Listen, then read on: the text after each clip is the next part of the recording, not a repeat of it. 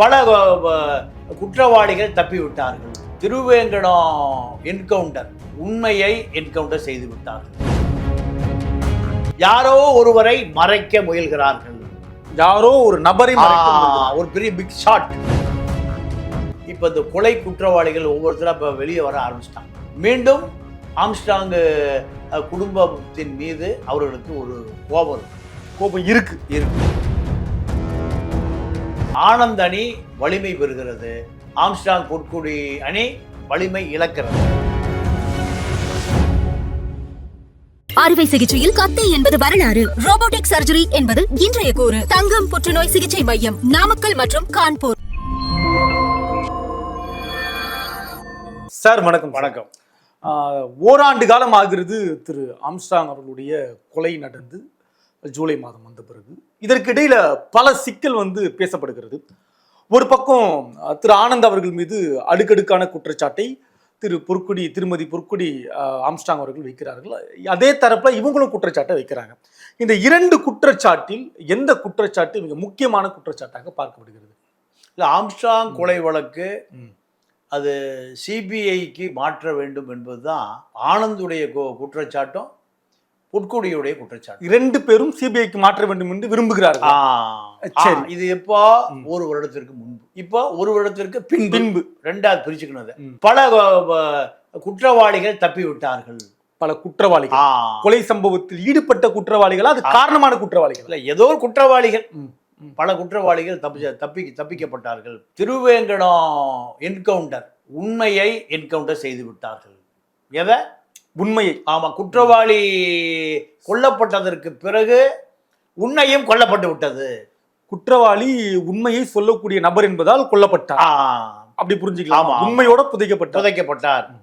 அப்ப அதே போல 3 குற்றவாளிகள் திருவேங்கடத்தை போல இந்த 2 குற்றவாளிகள் அவர்களும் இந்த வழக்கில் என்கவுண்டர் செய்யப்பட்டார்கள். இந்த 3 பேரும் என்கவுண்டர் செய்யப்பட்டதின் மூலம் யாரோ ஒருவரை மறைக்க முயல்கிறார்கள். யாரோ ஒரு நபரை ஒரு பெரிய பிக் ஷாட். இதுதான் பொற்குடிய குற்றச்சாட்டு, ஆனந்துடைய குற்றச்சாட்டு. ஒன்றாக இருக்கிற பொழுது அந்த ஒரு நபரை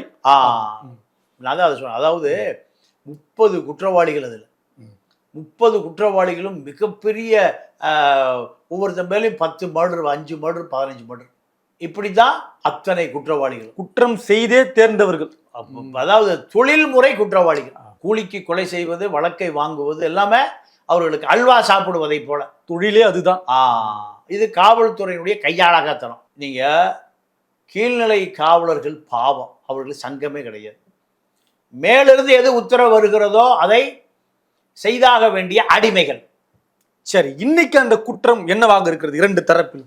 இப்போ இதுல ஆனந்தன் பகுஜன் சமாஜ் கட்சியினுடைய தமிழ் மாநில தலைவராக தேர்ந்தெடுக்கப்பட்டார். யாரோட உதவியோட? பொற்குடியினுடைய உதவியோடு, பொற்குடியினுடைய ஆதரவோடு. ஆமா, பொற்குடி ஆம்ஸ்ட்ராங்கினுடைய ஆதரவோடு. மாயாவதி ஆனந்த மாநில தலைவராக போடுகிற பொழுது பொற்குடியின் அனுமதியோடு போடப்பட்டார். மாயாவதி அவர்கள் கேட்டாங்க. ஆமா, அப்படியா? பொற்குடி, அதாவது ஆனந்த அறிமுகமா ஆம்ஸ்ட்ராங் அறிமுகமா மாயாவதிக்கு? ஆம்ஸ்ட்ராங் அவர்கள் தான். அப்ப ஆம்ஸ்ட்ராங்குடைய மனைவியை பாதுகாக்கணும், இந்த வழக்கை நடத்தணும், உண்மை குற்றவாளியை கண்டுபிடிக்கணும். இதெல்லாம் யாருக்கு? மாயாவதிக்கு. அப்போ மாயாவதியினுடைய அனுமதிக்கு பொற்குடி ஆம்ஸ்ட்ராங் ஆனந்தை அந்த அம்மா கை காட்டுறாங்க. இவர் தான் சரியான இழப்பு அந்த அம்மா பக்கம். ஆமா. இப்ப இதுல என்னன்னா, ஆனந்தன் அதிகாரத்துக்கு வந்த பிறகு ஆனந்த் ஒரு மாநில தலைவராக பொறுப்பேற்ற கொண்ட பிறகு தமிழ்நாடு முழுக்க ஆம்ஸ்ட்ராங்குடைய இடத்துக்கு ஆனந்த் அமர வைக்கப்படுகிறார். வைக்கப்பட்ட பிறகு ஆனந்துக்குன்னு ஒரு ஆதரவாளர் கூட்டம் பெருகுது. அந்த கூட்டம் ஆம்ஸ்ட்ராங் கூட்டத்துக்கு எதிராக இருக்கு. ஆம்ஸ்ட்ராங்குடைய கூட்டத்துக்கு எதிரான கூட்டமாக இருக்கிறது. அரசியல் ரீதியாக, தத்துவ ரீதியாக. இங்க தத்துவங்களே கிடையாது, அரசியல் ரீதியாக தான். தத்துவங்களும் புத்தகங்களுமே இங்க ஆளுமை செலுத்துவதில்லை. இந்த ஆனந்த் அவர்களுக்கு ஆதரவாக இருக்கிற கூட்டத்தால் திருமதி பொற்குடி ஆம்ஸ்ட்ராங்குக்கு என்ன சிக்கல் இருக்கு? என்ன சிக்கல் இருக்குன்னா, பழைய ஆம்ஸ்ட்ராங்குடைய விசுவாசிகள், பழைய பொறுப்பாளர்கள் பதவியிலிருந்து நீக்கப்படுகிறார்கள். ஆனந்துடைய ஆதரவாளர்கள் நியமிக்கப்படுகிறார்கள். மாவட்ட செயலாளர்களாக, அணி செயலாளர்களாக, ஒன்றிய செயலாளர்களாக, நகர செயலாளர்களாக பொறுப்புகள்ல அமர்த்தப்படுறாங்க. அப்போ இந்த ஆம்ஸ்ட்ராங்குடைய ஆதரவாளர்கள் பொற்குடியில வந்து முறையிடுறாங்க. நாங்கெல்லாம் 10 வருஷமா கட்சியில் இருக்கோம், அண்ணன் ஆம்ஸ்ட்ராங்குடைய படை தளபதி அதை எதை சொன்னாலும் நாங்கள் செஞ்சோம், ஆனால் இப்பொழுது நாங்கள் புறக்கணிக்கப்படுகிறோம். இதுக்குள்ள ஒரு பெரிய அரசியல் இருக்கு. இந்த புறக்கணிப்பு கடைசியில் எங்கே வந்து நிற்கும்? ஆம்ஸ்ட்ராங் கொலை வழக்கு புறக்கணிக்கப்படுகிற நிலை வரும்னு வந்து சொல்றாங்க, எச்சரிக்கிறாங்கன்னு. உண்மை அதுதான். அப்படி நடக்குமா? நடக்கும். இந்த நாட்டில் எது வேண்டுமானாலும் நடக்கும். இவர்களுக்கு ஏதாவது ஆபத்துல போய் முடியல. இல்ல, அதாவது இந்த நாடு எல்லாமே ஒரு சுய லாபம் இருக்காது, பொதுநலம் இருக்காது, சுயநலம் இருக்கு. இப்போ முழுக்க ஆனந்த் அணி, பொற்குடி அணி 2 அணியா மாறுது. பொற்குடி ஆம்ஸ்ட்ராங் அணியா மாறுது. நீங்க எங்கிருந்து வர்றாங்க பொறுப்பாளர்கள்? யூபியிலிருந்து முன்னாள் எம்பி, இந்நாள் எம்பி 2 பேர் வர்றாங்க. 2 பேர் வந்து இதை விசாரிக்கிறாங்க. விசாரித்து இருவரையும் சமாதானப்படுத்துகிறார்கள். மாயாவதி உத்தரவின் பேர் 2 பேரும் சமாதானம் ஆகவில்லை. ஆனந்தன் அணி ஒரு அணி, பொற்குடி ஆம்ஸ்ட்ராங் அணி ஒரு அணி, 2 அணியும் நிற்கிறது. ஆனால் மாயாவதியுடைய உத்தரவு 2 பேரையும் இணைத்து வைக்க அனுப்பிய முன்னாள் இந்நாள் நாடாளுமன்ற உறுப்பினர்கள் அது முடியாமல் தோல்வியா போயிடுறாங்க. போன பிறகு ஆனந்த் அணி வலிமை பெறுகிறது, ஆம்ஸ்ட்ராங் பொற்குடி அணி வலிமை இழக்கிறது. இதுக்கு நடுவில் இதுக்குள்ள திமுக அரசியல் வருது. திமுக அரசியல், ஆமா, மேயர் பொற்குடியை சந்தித்து பேசுறாங்க. மேயர் பிரியா அவர்களே, மேயர் பிரியா சந்திச்சு பேசுறாங்க. ஆமா, நீங்க எங்க கட்சிக்கு வந்துருங்க, திமுகவுக்கு வந்துருங்க, திமுகவுக்கு வந்துருங்க, உங்களுக்கு நாங்க பாதுகாப்பு கொடுக்குறோம். அதுதான் நான் மறுபடியும் கேட்கிறேன், குறுக்கிடுக்கு மன்னிக்கணும். பாதுகாப்பு கொடுக்கணும்ன்றாங்க. என்ன பாதுகாப்பு? யாரிடமிருந்து பாதுகாப்பு? யாரிடமிருந்து பாதுகாப்புனா, இப்ப இந்த கொலை குற்றவாளிகள் ஒவ்வொருத்தரும் இப்ப வெளியே வர ஆரம்பிச்சிட்டான். வெளியே வர ஆரம்பித்த பிறகு மீண்டும் ஆம்ஸ்ட்ராங் குடும்பத்தின் மீது அவர்களுக்கு ஒரு கோபம் இருக்கு. என்ன பண்ணிடுவாங்க? அந்த கோபம் என்ன பண்ணிடும்? கோபம் என்ன பண்ணுன்னு காலம்தான் முடிவு பண்ணும். காலம்தான் முடிவு பண்ணும். அப்போ இவங்களுக்கு ஒரு அரசியல் பக்கபலம் வேணும். அது பகுஜன் சமாஜ் கட்சியிலிருந்து இப்போ இழந்தாச்சு. ஆனந்துக்கும் பொற்கொடிக்குமான அந்த நல்ல உறவு இல்லை, கட்சி ரீதியான உறவு இல்லை. குடும்பம், நீங்கள் கட்சியிலேருந்து விலகி நீங்கள் குழந்தையும் குடும்பத்தையும் வழக்கையும் நீங்களே பார்த்துக்கிட்டாரு ஆனந்த் சொல்லிட்டார். ஆமாம், நான் கட்சியை பார்த்துக்கிறேன், நீங்கள் அதை பார்த்துக்கிட்டார். அப்போது கட்சி பின்னாடி நிற்காதுன்னு சொல்லிட்டார். இந்த வழக்கு நடத்துவதற்கு, இந்த கொலை குற்றத்தில் நீதி கிடைப்பதற்கு திரு ஆனந்த் அவர்கள் துணை நிற்ப மாட்டார். அது நீங்க பாத்துக்க, நான் கட்சி பார்க்குறேன், வழக்கு குடும்பம் நீங்க பாத்துங்க அப்படின்ட்டாருன்னா கட்சி துணை நிற்காதுன்னு அர்த்தம். அப்ப அந்த அம்மாவுக்கு பாதுகாப்பு கொடுக்க வேண்டியது யாருடைய பொறுப்பு? அதனாலதான் திமுக களமிறங்குது. திமுக சேகர் பாபு அனுப்பி மேயர் பிரியா பொற்கொடியை சந்திக்கிறாங்க. நல்ல எண்ணத்துடன் புரிஞ்சுக்கலாமா? இல்லை, அது என்னன்னு ஆராய்ச்சியெல்லாம் பண்ண முடியாது, நான் ஒரு ஆராய்ச்சியாளர் அல்ல. அப்போ மேயர் பிரியா, அது பின்னாடி சேகர் பாபு, அமைச்சர் சேகர் பாபு. ஆமாம் ஆமாம், நீங்கள் திமுக இணைஞ்சிங்கன்னா வட சென்னை உங்களுக்கு நீங்கள் சட்டமன்ற உறுப்பினர் ஆக்கிறோம். ஏன்னா அங்கே ஒரு பெரிய ஆம்ஸ்ட்ராங்குக்கு ஒரு செல்வாக்கு இருக்கு. இந்த செல்வாக்கு பொற்குடிக்கு வருவதன் மூலம் ஆனந்தனுடைய அரசியல் அத்தனை இங்கே வந்துடும்.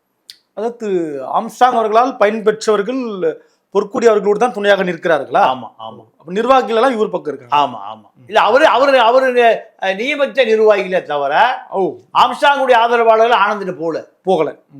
ஆம்ஸ்ட்ராங்குடைய ஆதரவாளர்கள் ஆனந்திட்ட போக மிங்கலாக முடியல, இவங்களோட தான் இருக்காங்க. அப்ப இவங்களுக்கு ஒரு அரசியல் கட்சி தேவை. அப்ப இவர்களுடைய ஆதரவாளர் சொல்றாங்க, நம்ம திமுக போயிடுவோம் சொல்றாங்க. ஆமா ஆமா, நம்ம திமுகவுக்கு போயிடுவோம். அவங்க என்ன சொல்றாங்க? அப்போ அதுதான் மேயர் பிரியாவும் பொற்கொடியும் ஒரு முதல் கட்ட சந்திப்பு முடிஞ்சுது. உங்களுக்கு பல கோடி சொத்து இருக்கு, ஆம்ஸ்ட்ராங்குடைய சொத்து. அப்போ ஒரு அரசியல் அங்கீகாரம் இருக்கு ஆம்ஸ்ட்ராங். இதை இப்படியே விட்டுட்டு இழக்க முடியாது. அதன் விளைவாக நீங்க திமுகவில் இணைந்தால் சட்டமன்ற உறுப்பினர் ஆகலாம். வாக்கு வங்கி, தலித் வாக்கு வங்கி வட சென்னையில் ஆம்ஸ்ட்ராங்குடைய மனைவி ஆம்ஸ்ட்ராங்குடைய அனுதாபத்துக்கு கிடைக்கும். திமுகவுக்கும் இந்த தலித் இளைஞர்களுடைய பலம் கிடைக்கும். இப்படியான ஒரு கணக்கை திமுக போடுது. தாவேக்கு ஏதாவது முயற்சி பண்றாங்களா இடையில? இல்லை, தாவேக்கா இந்த அளவுக்கு அதிகாரத்துக்கு இன்னும் வரல. திமுகவில் இணைவதனால் எம்எல்ஏ ஆகலாம், ஒரு மகளிர் அணி பதவிக்கு வரலாம். ஒரு பிரம்மாண்ட இயக்கம், 75 வருஷமான இயக்கம் எது? திமுக. தாவேக்கால இணைஞ்சா இந்த தேர்தலில் தாவேக்கா எலெக்ஷனில் ஜெயிக்கவே இல்லை, எதிர்கட்சியாக கூட ஆகலை, இல்லை கூட்டணி சேரலை, இப்படி பல பிரச்சனைகளை சந்திக்க வேண்டியிருக்கும். அப்போ இதையே ரிஸ்க் எடுக்கணும். திமுக இன்னைக்கு ஆளுங்கட்சி, பல கோடி தொண்டர்கள் இருக்கிறான், பல கோடி பணம் இருக்குது, அமைச்சர் இருக்கார், மேயர் இருக்காங்க. தாவேக்கால யார் இருக்கா? புஷி ஆனந்த், அருள்ராஜ் தான் இருக்காங்க, இல்லை ஆதவ அர்ஜுனா இருக்கார்.